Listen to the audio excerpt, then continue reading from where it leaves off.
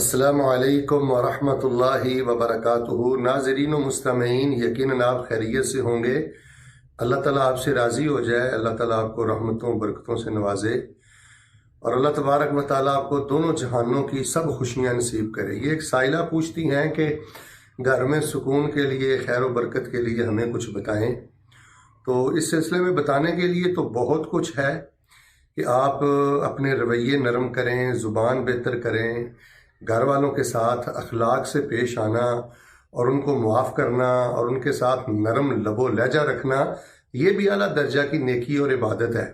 کئی لوگ یہ سمجھتے ہیں کہ صرف داڑھی عبادت ہے، پردہ عبادت ہے، مسجد عبادت ہے، قرآن کی تلاوت عبادت ہے۔ حالانکہ گھر والوں کو معاف کرنا، درگزری کرنا اور ان سے اچھی اخلاق سے پیش آنا، گھر میں کام کاج کرنا اور ایک دوسرے کا خیال رکھنا، یہ بھی اعلیٰ درجے کی عبادت ہے، مسلمانی ہے، انسانیت ہے۔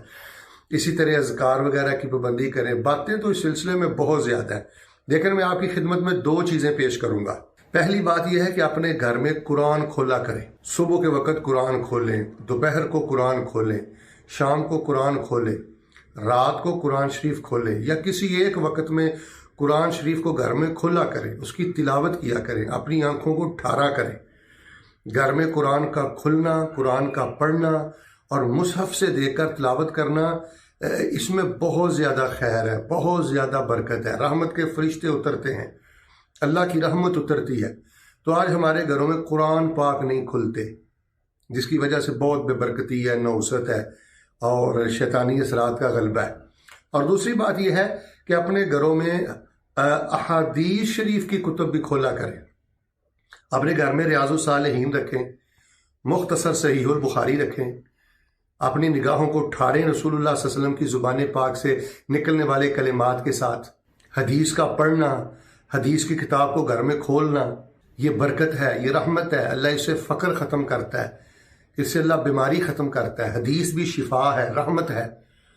تو ناظرین و مستمعین، سائلہ کے سوال کے جواب میں دو باتیں میں نے آپ کی خدمت میں پیش کر دی ہیں۔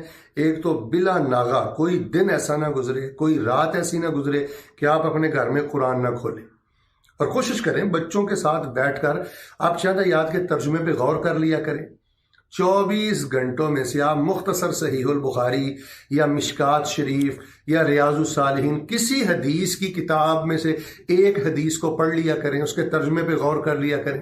ہم مسلمان ہیں، ہم اہل حق ہیں، ہمارے گھروں میں یہ چیزیں نہیں ہیں۔ ناول ہیں، ڈائجسٹ ہیں، رسالے ہیں، اخبارات ہیں، کارٹون ہیں، ڈرامے ہیں، فلمیں ہیں، لغویات ہیں، اور یہ بہت بڑی نوست ہے۔ سلام ایسی ماؤں کو جو صبح سویرے قرآن کھولتی ہیں، سلام ایسے بزرگوں کو جو گھر میں قرآن پاک پڑھتے ہیں، حدیث پاک پڑھتے ہیں۔ انشاءاللہ ان دو چیزوں پہ آپ عمل کریں، برکت، شفا اور سکون کی نیت سے اپنے گھر میں قرآن شریف کو کھولیں، پڑھیں۔ اپنے گھر میں شفا، برکت اور سکون کی نیت سے کسی بھی حدیث کی کتاب کو کھولیں، پڑھیں، دیکھیں۔ اللہ آپ کو بہت برکتیں اور رحمتیں عطا کرے گا۔ اللہ مجھے اور آپ کو ان دونوں باتوں پہ عمل کرنے کی توفیق عطا فرمائے۔